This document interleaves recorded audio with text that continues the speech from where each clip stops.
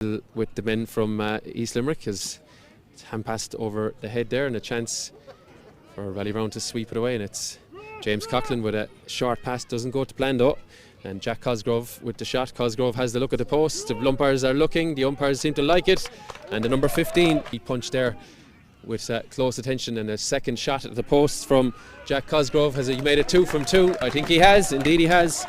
A nice score from the corner for sweep it up, but there's nobody there, and a chance for Captain Kieran Barry to open the shoulders, and Kieran Barry, has he split the post? I think he has. Kieran Barry, brilliant score. 2 Ahane men, goes inside, knew he was out of catches, so sends it around, gives it to Ross Kenny. Kenny Birkin through the middle, what's he going to go for? Kenny goes with the hand pass to Barry Adams. Barry Adams back of the net. 6 and 7, Conor Ryan and Conor Heffernan are the midfield partners, while Tom Morrissey is wearing 11 as Ballybrown come up the other end and look for their reply. Indeed they have, and I think it's we are aware of them as Morrissey gets through. This is Tom, and off his right with the advantage, doesn't need it, I don't think. He slatted it over, his first from play, and a typical Tom put their hand to it just yet, and now Ahane will have a chance, and here is O'Connor off the right nonchalantly enough and floats it lovely and floats it over the bar. 6 points, that one out of the sky, races through, advantage coming for the pull there, and O'Connor goes through and flicks it off the left. Look at that for a score. He carried it from just inside the 65, men swinging it off to Josh Adams off his right, sends it in. There's a 2-on-2 inside. Barry Adams fights for it, Brian Griffin is also fighting for it. Who's going to get a possession? Brian Griffin has it. Brian Griffin pulled on it, back of the net. Brian Griffin, it's dangerous when he race. Will he put it into his hand? He does. He looks for the post.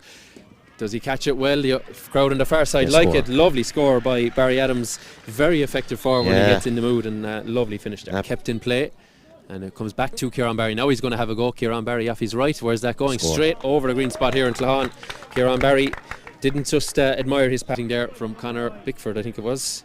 In fact, it's Conor Ryan, I should say. And Ryan off the right. What's he done with it? Well, he's won his own ball, and he's now hit his own score. Conor Ryan, lovely stuff. Yeah, and one at the edge of the square, so yeah, that's I suppose good enough strategy from Ballybrown, and they'll be hoping to capitalise on it.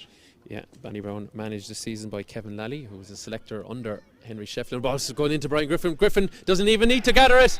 Missed by Morrissey. Breeze nonetheless, ball passed off to Aidan O'Connor. Is he going to take his point here? I think he is. Aidan O'Connor does. Half thought about, I think, bearing down for goal, but decided, do you know what, we'll keep that. Joins in and gets it again the second time.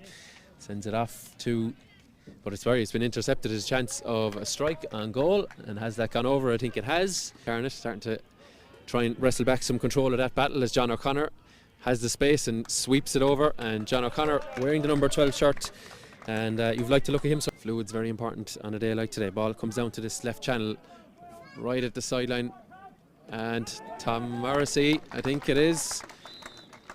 Brilliant stuff. As a Ballybrown man myself, I'm not sure was I on the same diet as these lads, but the ball is swept inside. Going to go close. Is it going to go all the way? It is. It's Ross Kenny off his left. Another going to find one of his shooters. That's John O'Connor. We've seen what he can do already. This is off the left hand side from the centre of the field, and John O'Connor, lovely stuff from him. Scores have gone to a hand, so this is an important one for O'Connor. Goalkeeper gives it the little flick of the hurley. He knows that's gone straight up.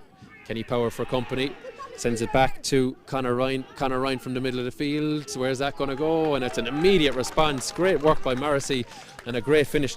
O'Connor finds Hall coming in on the 20 off his left. That's his favourite side, and David Hall dispatches that one lovely. Good link up play with Aidan O'Connor. Second attempt, does well. Hand passes back to Ross Kenny, and Kenny off the left. Does he fire it through the sky? He does. Lovely score straight over the bar, and clever from David Hall. The guy picking that player up. Ballybrown get on it straight away through Aidan O'Connor. Gets the hand pass, and Aidan O'Connor starts as he means to go on in this second half of 4. Follow through lovely from O'Connor as it just tailed. It's hit the post. Where's it gone? And the umpire is reaching for the flag. It flicked the left post and went over the bar. Cian Ederman goes short and gets the puck out back. Looks for Ross Kenny, and Kenny pulls it out of the sky. People will of a certain vintage will remember his father. Spider hurling for Ballybrown, sends it inside to Barry Adams. Adams is going to turn his man. Adams dispatches it to the net. Look at that. Great score. Something to look at to try and to stymie his influence. Yeah, here's Josh Adams in open country, and Adams, well, he didn't need a second invitation to fire one. Gavin looks for a support runner. That's Lee Doolan. Opens the shoulders off the right. The support on the far side from Clorine. I like it. as Lee Doolan has made an impact with a score not long after coming. Like was around for a while now. You know, when you're on top defending a lead like that. Oh, good response at the other end, and it's a great score by John O'Connor, his fourth. Yeah. He really is a 7 to the good as Morrissey tries to escape Colin Coughlin and does well to do so. Off his left, umpire is going to reach for that flag. Brilliant score by Tom Morrissey. Yeah. How his body holds up after a difficult season last year with that injury, and it comes out to Ross Kenny. Kenny gets on it. Kenny, what's he going to do? He's going to knock it over, is he? It is indeed. It's a third point for Handmen chasing him. Sends it back to Lee Doolan off his left hand side. Lee Doolan, oh, he split the post, lovely. 2 points since he's come on, and the fresh legs combining there between Ross Griffin and Lee Doolan. And go quick as they can really with the puck out as we are entering the closing stages. Where has that gone? It's gone over the bar. Not quite sure who hit it. It's a handman for company. Griffin just decides to let rip from the middle of the pitch. Ross Griffin, where's it gone? Straight over the bar. Well, the post up move is this an awful lot as to where this the points are going. Ballybrown will feel they're in a very, very strong position, and another point or two might just do it. Brian Griffin gets on it, takes on his man. Griffin off to the runner, which is Aidan O'Connor. Are they going for a fifth goal? They are. Aidan O'Connor low to the corner. Ron Barry sweeps it up the field, and Mikey Gavin is underneath it, but goes through to Josh Adams, playing as a little bit of a +1 back there. Oh, the clearance not great. Here's Kieran Barry. Barry's going to try to go for goal here, and he does. He's gone straight through the goalkeeper. And Ballybrown link well. Here's David Hall. He's going to just flick this over the bar. He checks back. He prefers it on his left. Here's a free coming for him, and Hall with the effort. I think he's got it. Indeed, he has. David Hall with a second point this afternoon, and just escaped any cover and was an easy target for a pass, and made them pay with a lovely point. Yeah, Aidan O'Connor again evading the cover with reading the second ball in behind and giving a good pass, and an excellent finish again. And Ballybrown, to be fair, full value for their win. Obviously they'll be very happy with their performance. The goal is probably the difference between their team, but I suppose when you kind of drill down into it for the second half, bar freeze really. Ahane have no real threat from play, even though in the first half Jack Cosgrave and John O'Connor were really impressive, but Ballybrown managed to get the grips with them, and Tom from play as well, Tom Morrissey, and after that no real threat from play as such, even though they'll be happy enough with their tally. If you were told before the game began that Ahane would score 123, well, definitely they would fancy their chances of winning that, but unfortunately just too leaky at the back, especially in the first half. 5 goals really doing the damage. Ball inside towards Tom Morrissey, just couldn't get it into his left hand as Josh Adams and now Lee Doolan are there for Ballybrown. Here's David Hartnett, carries it out and left-handed strikes it up the field, looking for Brian Griffin. There's plenty of jostling with him and Shane O'Grady.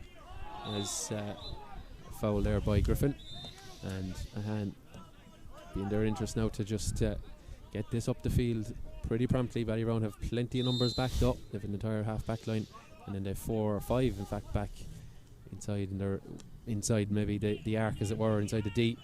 There's an early engagement there, an illegal one, and Johnny Murphy decided to have a look at the landing zone rather than the ball. Wise refereeing, and he saw an indiscretion, and it's going to be a free out for Ballybrown. And Mark, I'm going to say that's all she wrote here this afternoon. I think that's probably a Ahane's race run, unfortunately for them.